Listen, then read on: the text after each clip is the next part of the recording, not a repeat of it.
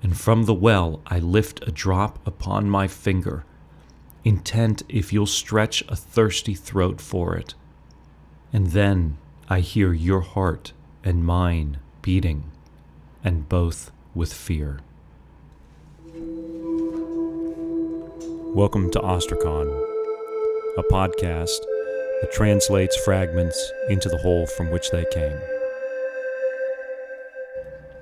Today we're reading If I Had Grown Up in a Land Where Days by Rainer Maria Rilke. Rilke is one of the most striking and popular poets to write in the German language. He's known for other works like the Duino Elegies, which I hope we can treat at some point in this series. He was born in Prague in December of 1875. For a time, he lived in Paris with Rodin. So if you visit the Rodin Museum in Paris, you have to decide if you're there because Rodin sculpted there or because Rilke wrote there. He died in December of 1926 in Switzerland. On his tombstone is an epitaph that he chose himself. It reads, "Rose, O pure contradiction, desire to be no one's sleep beneath so many lids." The legend is that he died with his eyes open. If I Had Grown Up in a Land Where Days comes from Rilke's collection titled The Book of Hours, and we're going to be reading a translation by Babette Deutsch, which I highly recommend. If I had grown up in a land where days were free from care and hours were delicate, then I would have contrived a splendid fête for you, and not have held you in the way I sometimes do, tightly in fearful hands. There I would have been bold to squander you, you boundless presence. Like a ball I would have flung you among all tossing joys, so one might catch you, and, if you seem to fall, with both hands high would spring towards you, you thing of things. I would have let you flash forth like a sword. From the most golden of all rings I would have taken your fire, and reset it in a mounting that would hold it over the whitest hand. I would have painted you, not on the wall, but upon very heaven from verge to verge, and would have shaped you as a giant would, you as a mountain, as a blazing fire, as the simoon grown from the desert's surge. Or, it may be, in very truth, I found you once. My friends are far away. I scarcely hear their laughter any more, and you, you have fallen from the nest, a fledgling, yellow-clawed and with big eyes. I grieve for you. In my broad hand your tininess is lost, and from the well I lift a drop upon my finger, intent if you'll stretch a thirsty throat for it. And then I hear your heart and mine beating, and both with fear.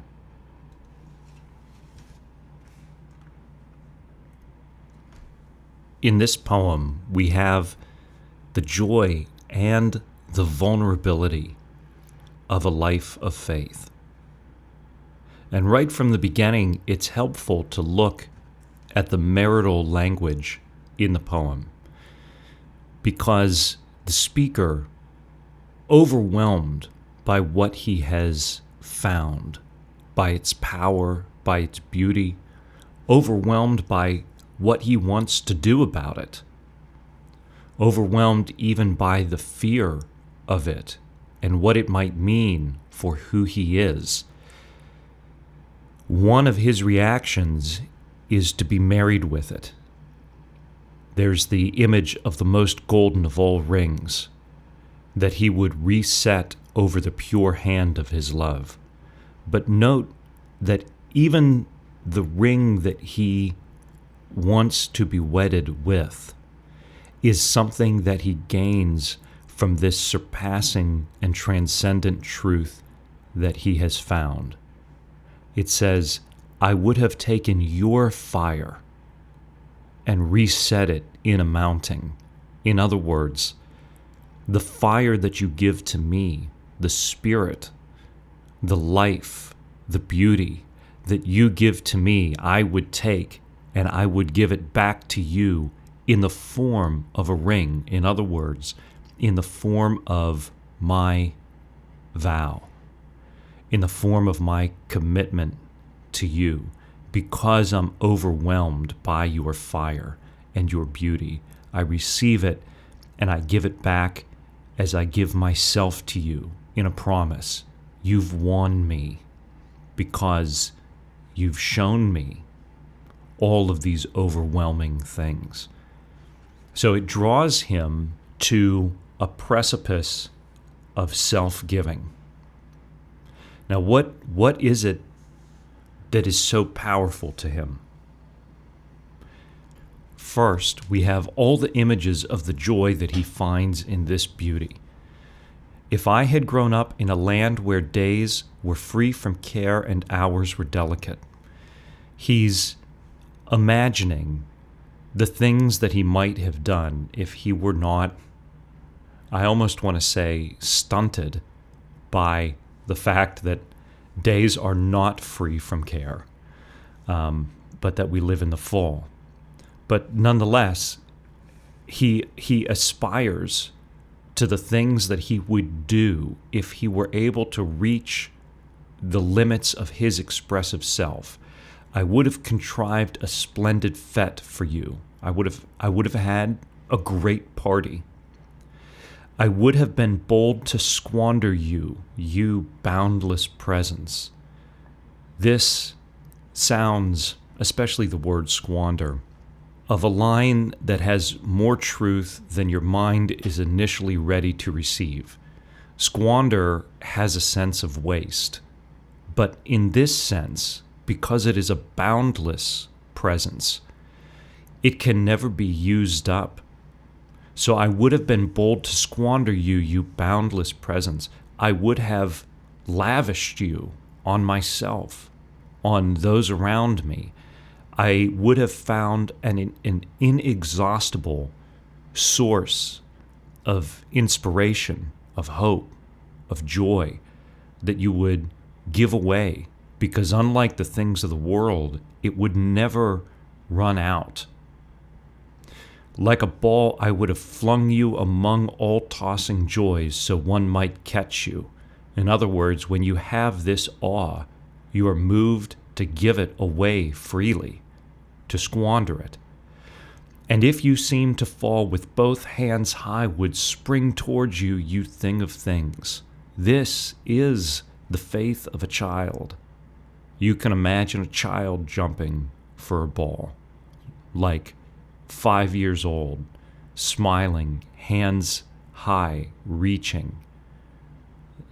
That ball is the thing that you want to grab, and you go for it unabashedly.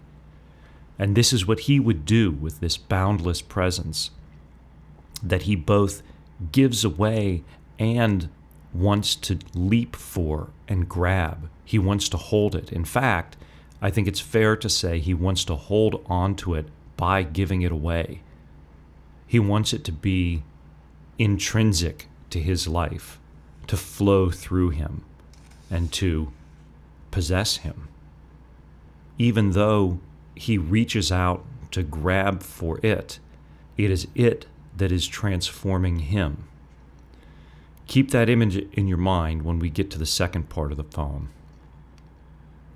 What else does he say in his joy? I would have painted you not on the wall, but upon very heaven from verge to verge. This is a similar idea to flinging this unusable presence. I would have shaped you as a giant wood, as a mountain, as a blazing fire.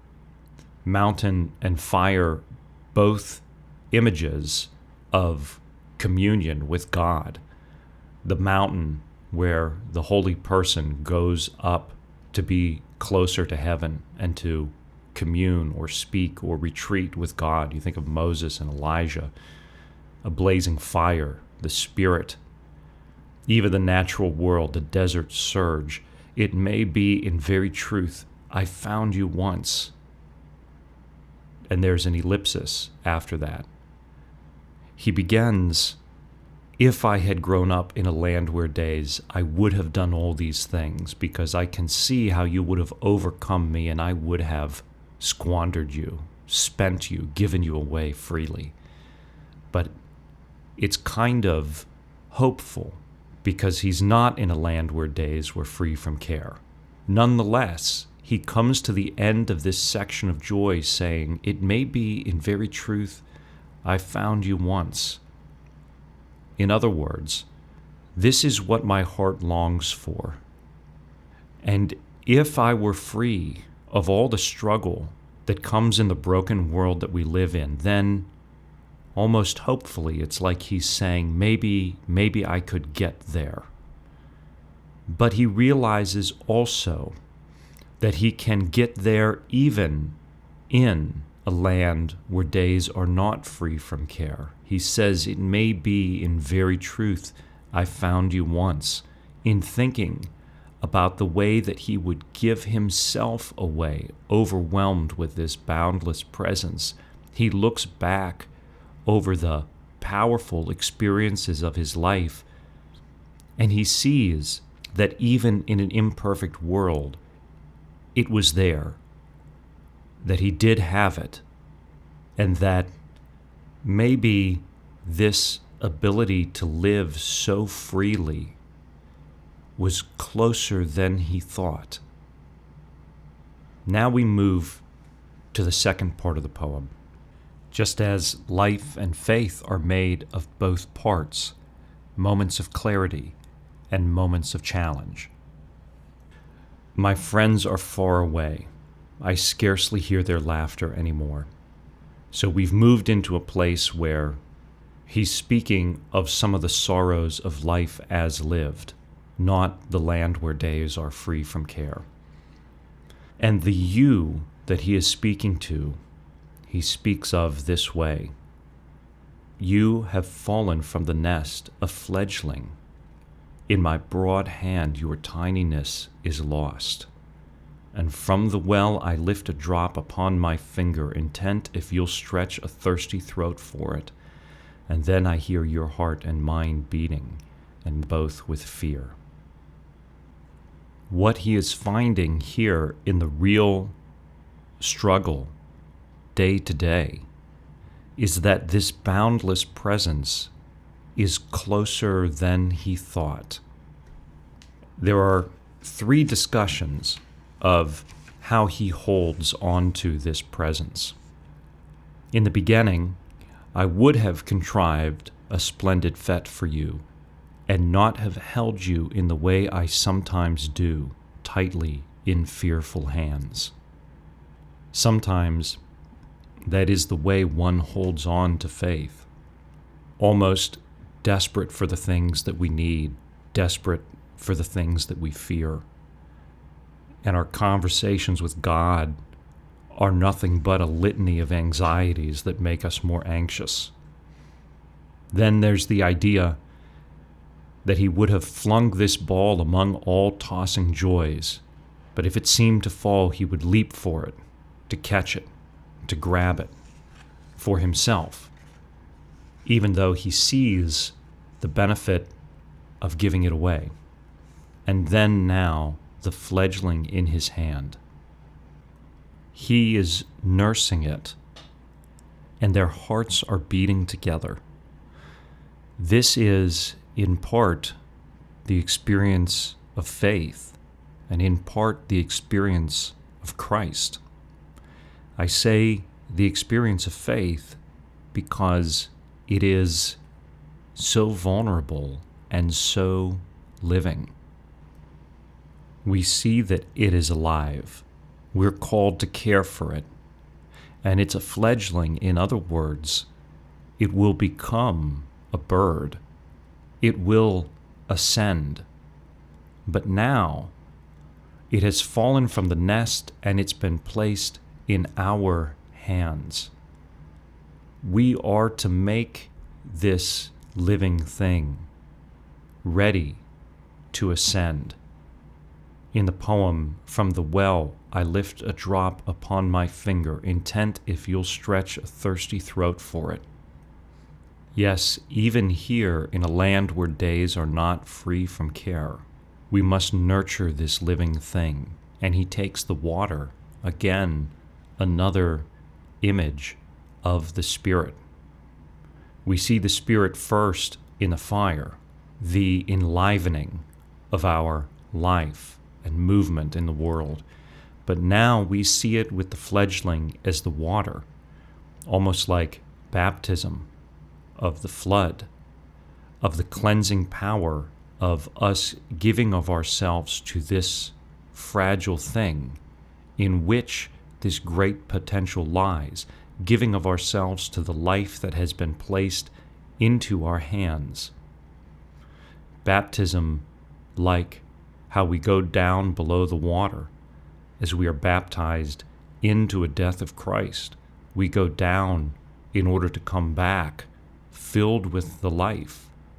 This speaker holds this fledgling life in his hands, gives it the water. He goes down into its vulnerability, its fragility, and even his own. But in the gift of himself to this life lies the future that will ascend, lies the bird that the fledgling will become, lies his own ascent. And while the poet dreams of being so overwhelmed by the boundless presence and how he would give it away, yet here, in a world that is not free from care, he finds the real boundlessness in this mutual exchange of vulnerability. And I said, too, that it's in part our experience of Christ, because in coming to us as human, to take the human form through death and transform it into what it was meant to be from the beginning, into its destiny to be eternally with the divine. But in being human, he comes as a child. He comes as the most vulnerable, the most fragile, in the womb, in the arms of his mother, unable to feed himself, absolutely vulnerable. This is how God comes to us.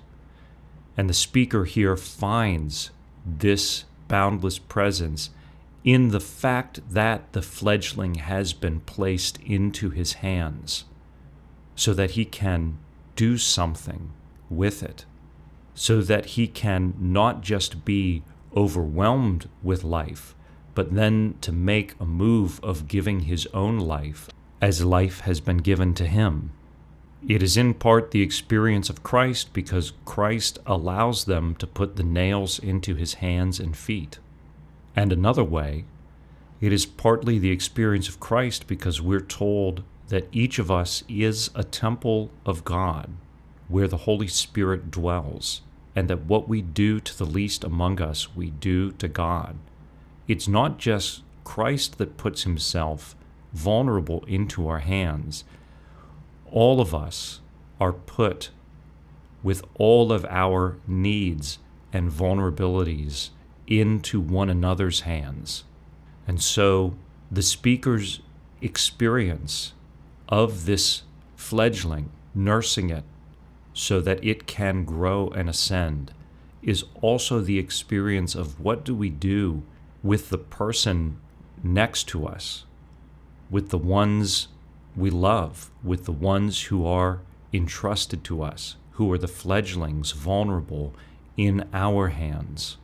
It is overwhelming that we are so close to God, the boundless presence, that we are so close to that boundless presence in one another, so close that they are placed at our mercy and confronted with that incredible intimacy, it now becomes no surprise that the speaker says, "I hear your heart and mine beating, and both with fear."